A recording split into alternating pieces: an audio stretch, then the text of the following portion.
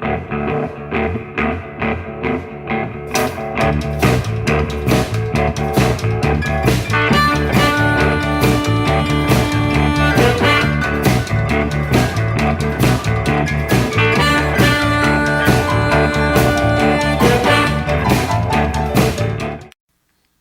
everyone, this is Frank DeRose, bass instructor at the School of Blues.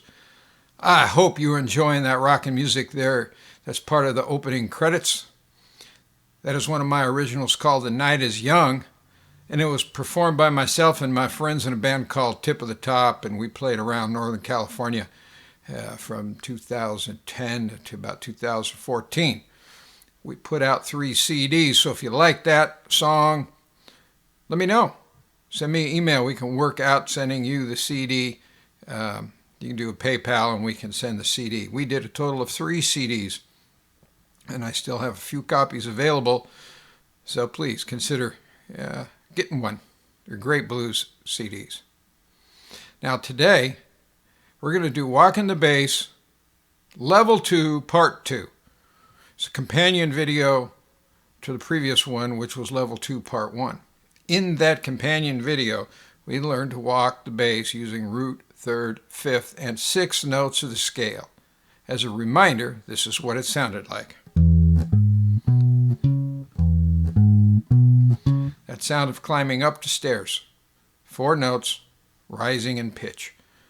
Now, in Walking the Bass Level 1 video, we learned to use root, third, fifth, and third, so we kind of walk up the stairs and walk back down. This is what it sounded like. So you hear that sound of stepping backwards.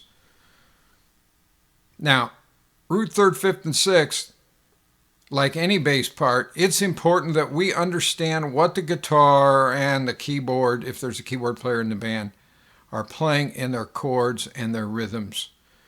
Because our bass, our single notes, are nothing more than the chord tones from the chords that are being constructed by the guitar and the keyboard. Now, in the song that we're going to work on today, which is the same one that we've been doing, and I've done it this way so that we have some continuity. We're learning how to play in E, and then those concepts in the future, we'll move it to another key like G. So this song in the key of E called Traveling Man Blues from my book, the Blues Bass Play-Along Trax in the School of Blues Lesson Series, the original composition for our books by the School of the Blues lesson instructors. So here's what the guitar part is. It's a very signature sound, very common in more blues songs than I can even begin to conjure up. So this is what it sounds like.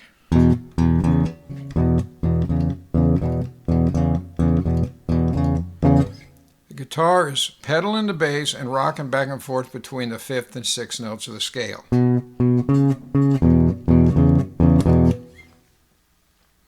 On the bass, we're playing root, third, fifth, and sixth. Our first note, the E, is the root. Then we play G sharp, which is the second note. Our third note is the B. Our fourth note is the C sharp. B and C sharp are fifth and sixth. So our first 2 notes are harmony notes. Our last 2 we're playing in unison with the guitar. So knowing what the guitar is playing allows us to make better choices with the notes that we're going to play. So now today's lesson, the core of today's lesson is I am going to play a bass part where I'm using elements from the 3 different versions that we learned in the previous video. So I'm going to get set up for that. I want you to open the tab, look it over, and I'll be right back and have you play along with me. So don't go anywhere. Let me get set up.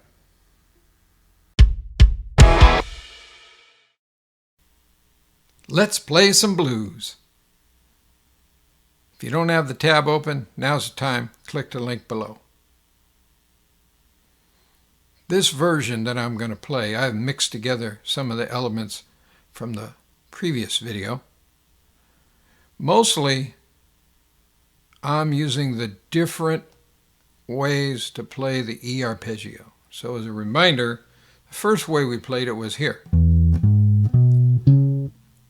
Root 3, 5, 6, climb in a high sounding register. Then the second way we learned to play it, we did the low open E string, same root 3, 5, 6 climb, just sounds different because it's lower in pitch. And the third and final way we learned it, we went back to this E 7th fret of the A string. With our little finger there, we then played this form where it's kind of inverting it, where the E is the highest pitch note and the other three are lower in pitch than that E. Now in this version of the song, I am going to use that same inverted pattern on the A once in a while. Take a look at the second measure and you'll see it right there. That's one of the places I'm using the inverted A arpeggio. So now if you need to make yourself familiar with this chart, you can stop the video now. Otherwise, I am going to wake up my player and hope it doesn't snap, crackle, and pop when I turn it on, and then we can all play together. So here we go. Let's play some blues, Traveling Man Blues, key of E, quick change, starting from the 5, which is the B. So here we go. 1, 2, 3, 4.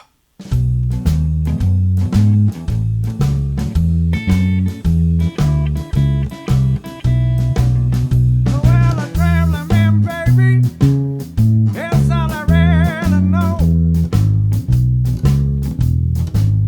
Well, a traveling man, baby, that's all I really know. Well, I love to see new places everywhere I go. Well, I'm leaving my homestead, moving on down the line. Well, I'm leaving my homestead, moving on down the line. While I'm packing my suitcase, people, gonna catch a southbound ride. Yeah, tell me now.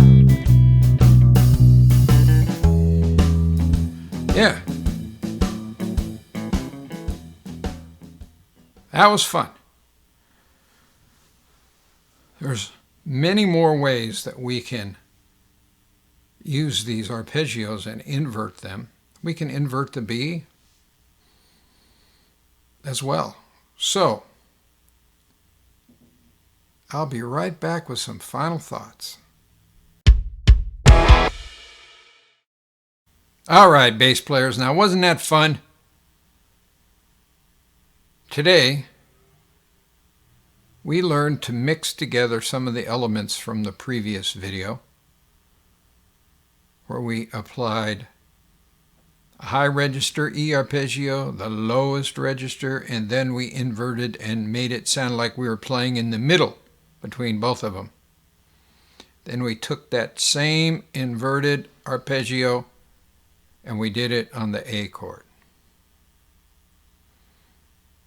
One of the things I'd like you all to try on your own is to merge together playing root 3rd, 5th, and 3rd some of the time, and root 3rd, 5th, and 6th some of the time. In fact, that just may be the subject of another video at some point. This level 2 video series will have a third video where I'm going to introduce some secret sauce on how we take this simple concept up to the next level. So until I see you again, keep on thumping that bass. Bye for now.